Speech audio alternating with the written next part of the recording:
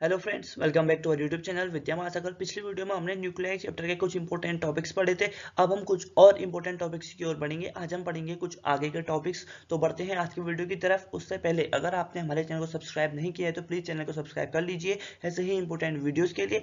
और अगर आपको इस वीडियो से रिलेटेड पीडीएफ चाहिए तो आप हमारे टेलीग्राम चैनल पे जुड़ सकते हैं। टेलीग्राम चैनल पे सर्च का ऑप्शन आता है, वहाँ पर आप विद्या महासागर सर्च करके हमारे चैनल को जुड़ सकते हैं। और हमने टेलीग्राम चैनल का लिंक भी डाला हुआ है, तो वहाँ से भी आप हमारे चैनल से जुड़ सकते हैं। और बाकी वीडियोस का लिंक भी, प्लेलिस्ट का लिंक जो है वो डिस्क्रिप्शन बॉक्स में दिया गया है, वहाँ से आप सारी प्लेलिस्ट देख सकते हैं और उसमें जो भी वीडियो है उन सभी को देख के पढ़ सकते हैं।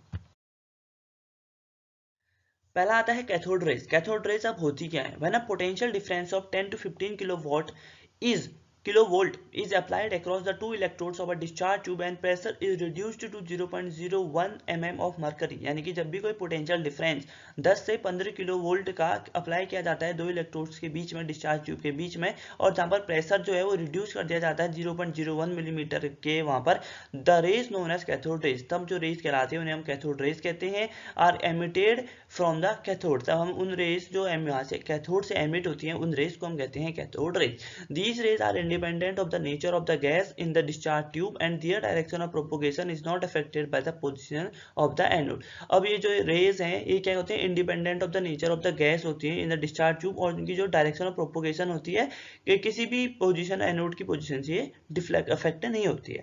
अब प्रॉपर्टीज हैं कुछ कैथोड रेज की जो है, यहाँ पर तो 12 प्रॉपर्टीज दी गई है, लेकिन आपको कोई भी 6, 7, 8 याद कर लेनी है, और जो पेपर में जो आपको अच्छी लगती है, जो आपको याद है अच्छे से, वो आप वहाँ पर पेपर में लिख के आ जाएंगे। ठीक है, पहली प्रॉपर्टी कहती है कि cathode ray travel along straight lines and cast sharp shadows of the objects placed in their path. यानी कि जो कैथोड रेज हैं वो बिल्कुल स्ट्रेट लाइन भी चलती हैं, और जो अपने जो भी उनके ऑब्जेक्ट आते हैं उनके सामने उनकी बिल्कुल एक शार्प इमेज बनाती है। ठीक, cathode rays are thought not short out normally from the surface of the cathode. और जो कैथोड रेज होते हैं उनको शूट किया जाता है, यानी कि बिल्कुल जैसे बंदूक की गोली को मारते हैं वैसे ही कैथोड रेज को भी शॉर्ट किया जाता है कैथोड की सरफेस से। ठीक है, the direction of the cathode raise is not affected by the position of anode. अभी हमने पढ़ा है कि जो कैथोड रेज की डायरेक्शन होती है वो एनोड की वजह से कहीं भी कुछ उसमें इफेक्ट नहीं पड़ता है। अगला है the cathode raise exert mechanical pressure. Cathode rays में मैकेनिकल प्रेशर एक्सर्ट करते हैं। The cathode ray produce heat when they fall upon matter. अब जो ये मैटर के अपॉन, यानी कि किसी भी ऐसी ऑब्जेक्ट जिसके पास कोई मास है, कोई ऑक्यूपाई स्पेस कर रहा है, उसके ऊपर जब गिरती है तो वहां पर ये हीट प्रोड्यूस करती है। अगला है the cathode rays are deflected by electric and magnetic field. कैथोड रेज को इलेक्ट्रिक और मैग्नेटिक फील्ड डिफ्लेक्ट कर देते हैं। When cathode rays strike a solid target of high atomic weight such as tungsten they produce a highly penetrating radiation called the X rays. यानी कि जब भी कोई कैथोड रे किसी सॉलिड टारगेट को हिट करती है, जैसे कि मान लो टंगस्टन को हिट कर लिया, तब क्या करती है वो एक high penetrating radiation X rays को प्रोड्यूस करती है। Cathode rays ionise the gas through which they pass. Cathode ray क्या करती है? आयोनाइज करती हैं गैस को जो अपने से पास होती है। Cathode ray can excite fluorescence. Fluorescence excite करती है। Cathode raise can produce chemical changes. Cathode rays can penetrate through thin sheets of metal without puncturing them. अब 10th वाला पॉइंट था कि वो केमिकल चेंजेस प्रोड्यूस करते हैं किसी भी ऑब्जेक्ट के, और 11th पॉइंट ये है कि कैथोड रे क्या करते हैं? किसी भी थिन शीट को पेनिट्रेट कर जाते हैं बिना उसमें कोई चेंज किया, यानी कि इसको बिना छेद किए पेनिट्रेट हो जाती हैं, आर पार हो जाती हैं उसके। अगला है cathode rays are found to have velocity up to 1/10 of the velocity of light. यानी कि जो वेलोसिटी ऑफ लाइट है उसकी अगर उसका 10वां हिस्सा कर दो तो कैथोड रेज की जो वेलोसिटी होती है वो उतनी होती है। ठीक है, तो हमने ये 12 पॉइंट पढ़े, मैं उम्मीद करता हूँ कि उसको समझ में आए होंगे। इनमें से जो आपको 8-10 पॉइंट अच्छे लगते हैं वो आप याद कर लो और पेपर में लिख के आ जाना। अब अगला टॉपिक है फ्री इलेक्ट्रॉन्स इन मेटल्स। अब इलेक्ट्रॉन क्या है? देखो, electron is a fundamental constituent of atom. A metal contains free electrons which move about freely through the atomic spaces in a random fashion. Electron जो है एक atom का fundamental unit है। ठीक है, और जो मेटल है उसके अंदर जो इलेक्ट्रॉन होते हैं वो कंटेन करते हैं, ठीक है, हमको पता है। और जो इलेक्ट्रॉन है वो फ्रीली मूव करते हैं, जो उसके अंदर एटॉमिक स्पेस होता है उसमें किसी भी तरीके से फ्री मूव करते हैं। But as soon as an electron leaves the metal immediately an equal positive charge is produce. जैसे जैसे एक इलेक्ट्रॉन जो होता है लीव करता है अपनी सरफेस को, मेटल की सरफेस को, उसी समय एक इक्वल पॉजिटिव चार्ज वहाँ पर जनरेट हो जाता है मेटल सरफेस में, क्योंकि हमें पता है जैसे ही एक नेगेटिव चार्ज निकलता है तो पॉजिटिव चार्ज का होल वहाँ पर बन जाता है। As a result the electron is pulled back into the metal and hence remains confined to it. और जैसे ही इलेक्ट्रॉन उसमें से निकल रहा होता है तो पॉजिटिव चार्ज जनरेट हो गया होता है। अब जो पॉजिटिव चार्ज और नेगेटिव चार्ज आपस में अट्रैक्ट करते हैं तो पॉजिटिव चार्ज नेगेटिव को अपनी तरफ खींच लेता है, जिसकी वजह से इलेक्ट्रॉन मेटल की सरफेस में ही रहता है। The pull on of the electrons at the surface is found to depend on the nature of metal surface and is described by characteristic of the metal called work function. अब जो ये electron को वापस खींचना ये depend करता है कि जो मेटल सरफेस है उसका नेचर कैसा है, और इसे हम डिस्क्राइब करते हैं एक मेटल की कैरेक्टरिस्टिक के तरीके से, उसे हम कहते हैं वर्क फंक्शन। और पढ़ते हैं वर्क फंक्शन क्या होता है। वर्क फंक्शन वो होता है the minimum energy which must be supplied to the electron so that it can just come out of the metal surface is called the work function of the metal. ऐसी कम से कम energy जिसे supply किया जाए किसी भी electron को ताकि वो मेटल सरफेस से निकल के बाहर आ जाए, उसे हम कहेंगे work function of the metal. This process is called electron emission and may be achieved in the following veg. इसे ही हम क्या कहते हैं, इलेक्ट्रॉन एमिशन कहते हैं, और इसे हम इन फॉलोइंग वेज में क्या कर सकते हैं, अचीव कर सकते हैं। पहला आता है thermionic emission. In this process of electron emission, the additional energy supplied in the form of heat, the emitted electrons are known as thermoelectrons. अब इसमें क्या करते हैं हम, इलेक्ट्रॉन एमिशन में जो एडिशनल एनर्जी सप्लाई करते हैं मेटल को हीट के फॉर्म में, जिसकी वजह से जो इलेक्ट्रॉन है वो बाहर निकल जाए, और इसकी वजह से जो एमिटेड निकलते हैं इलेक्ट्रॉन उसे हम कहते हैं थर्मो इलेक्ट्रॉन्स। ठीक है, फिर आता है photo electric emission. Photo electric emission आपने पढ़ा है कि in this process as discuss the additional energy supplied by means of electromagnetic radiation. अब इसमें क्या करते हैं, इलेक्ट्रोमैग्नेटिक रेडिएशन के दौरान हम इसमें क्या करते हैं, एनर्जी सप्लाई करते हैं। अब इसकी वजह से जो इलेक्ट्रॉन बाहर निकलते हैं उसे हम कहते हैं फोटो इलेक्ट्रॉन्स। फिर आता है secondary emission. In this process the fast moving electrons on collision with the metal surface knock out electrons called the secondary electrons. अब सेकेंडरी एमिशन में ऐसा होता है कि जो फास्ट मूविंग इलेक्ट्रॉन होते हैं मेटल सरफेस के अंदर ही, वो जब बहुत तेजी से टकराते हैं तो कुछ इलेक्ट्रॉन्स को वो नॉकआउट कर देने की बाहर फेंक देते हैं, उन्हीं को हम कहते हैं सेकेंडरी इलेक्ट्रॉन्स। फिर अगला होता है फील्ड एमिशन। ठीक, फिर आता है फोटो इलेक्ट्रिक इफेक्ट। ये हमने पहले भी पढ़ा है तो हल्का हल्का अभी और पढ़ लेते हैं। The phenomena of injection from a metal surface when light of sufficient high frequency falls upon it is known as a photo electric effect. The electrons is known as photo electron. यानी कि ऐसा phenomena जब किसी भी metal surface से electrons का ejection होता है, यानी कि इलेक्ट्रॉन निकलते हैं, उसे ही हम क्या कहते हैं, सीधी सी बात फोटो इलेक्ट्रिक इफेक्ट कहते हैं। जब लाइट जो होती है सफिशिएंट फ्रीक्वेंसी की पड़ती है किसी भी मेटल सरफेस पे, तो वहां से जो मेटल निकलते हैं उस पूरी प्रोसेस को हम फोटो इलेक्ट्रिक इफेक्ट कहते हैं, और जो इलेक्ट्रॉन निकलते हैं उन्हें फोटो इलेक्ट्रॉन कहते हैं। सिंपल सी डेफिनेशन है। फिर आता है experimental study. The apparatus consist of an evacuated glass tube, जो ग्लास ट्यूब है यहाँ पर, filtered with two electrodes, the electrode is called emitting और the C is called collecting electrode। ठीक है, अब जो यहाँ पर E है ना, ये emitting electrode होगा, और जो ये यहाँ पर ये है इसे हम C कहते हैं, यानी कि कलेक्टर होता है, यानी कि इसमें जो सारे इलेक्ट्रॉन निकल के आएंगे वो कलेक्ट करेगा। इस साइड वाला C, इस साइड वाला E होता है। ठीक, when a suitable radiation is incident on the electrode E, electrons are injected from it। यानी कि जब इसमें कोई suitable frequency की लाइट पड़ती है, रेडिएशन पड़ती है, तब इसमें से क्या निकलते हैं, इलेक्ट्रॉन्स निकलते हैं। The electrons which have sufficient kinetic energy reach the electrode C despite its negative polarity.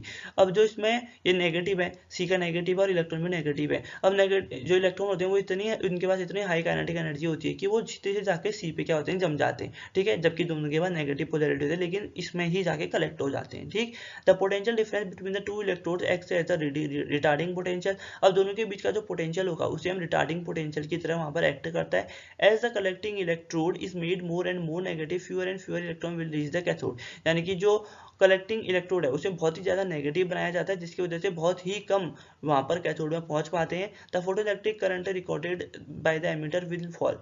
ठीक है, अब जो फोटो इलेक्ट्रिक करंट रिकॉर्ड करता है एमीटर वो गिर जाएगा यहाँ से।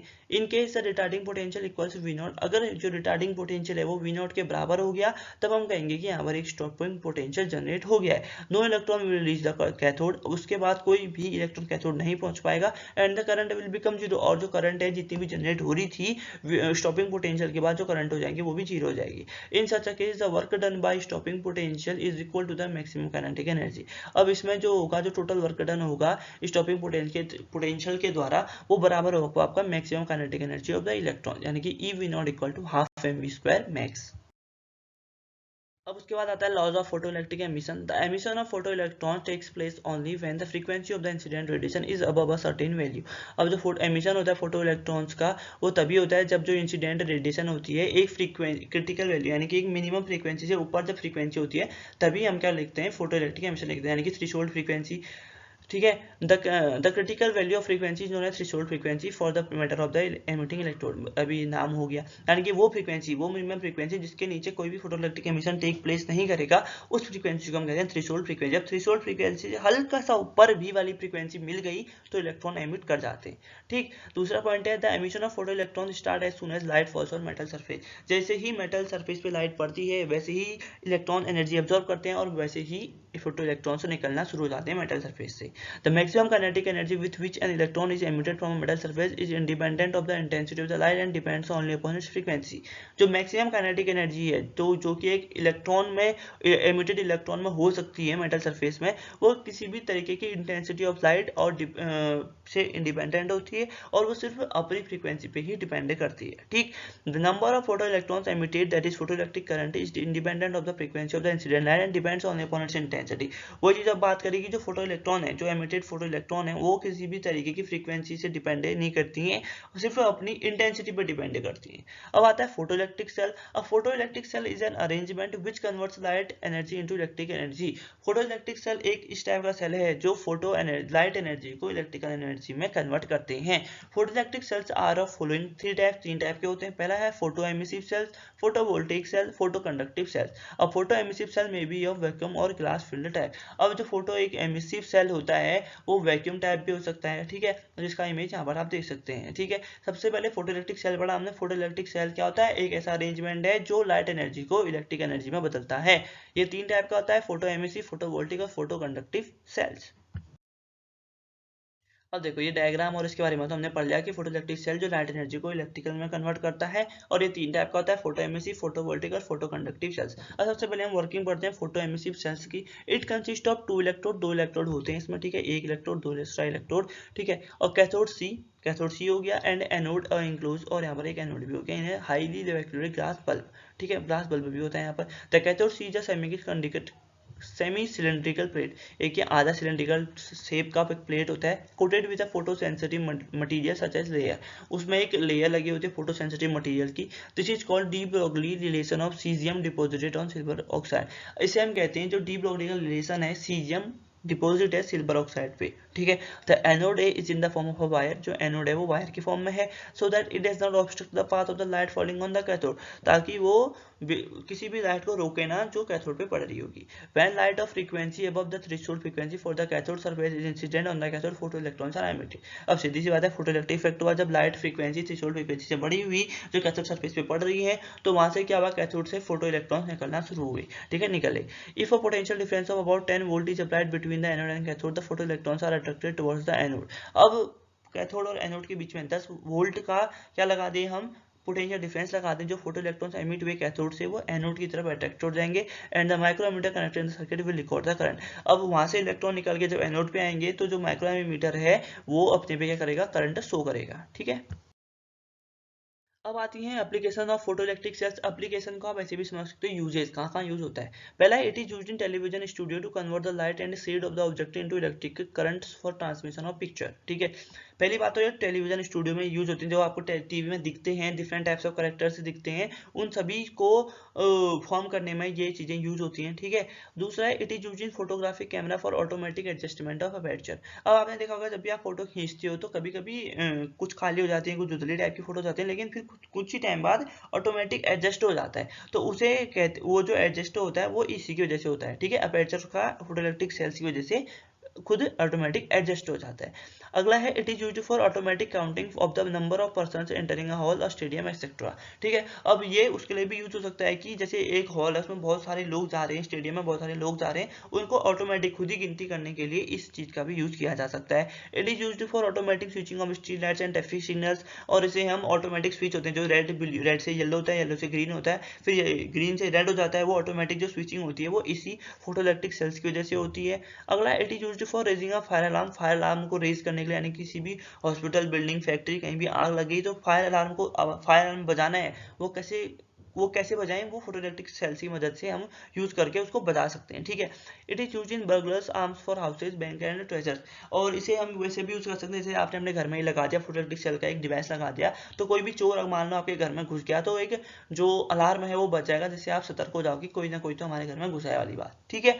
फिर अगला है डुअल नेचर ऑफ रेडिएशन। क्या होता है? The various phenomena concerning radiation can be divided into 3 part, 3 part में उसको डिवाइड किया जाता है। पहला है कि the phenomena such as interference, diffraction, polarisation etcetera. पहला फिनोमेना ऐसा जिसमें इंटरफेरेंस आता है, डिफ्रैक्शन आता है, पोलराइजेशन आता है। In which interaction of radiation takes place with radiation itself, जिसमें रेडिएशन का इंटरेक्शन रेडिएशन के साथ ही होता है। Such phenomena can be explained on the basis of electromagnetic nature of radiation only. ऐसे फिनोमेना को हम सिर्फ इलेक्ट्रोमैग्नेटिक वेव्स के नेचर पे ही स्टडी कर सकते हैं, ठीक है।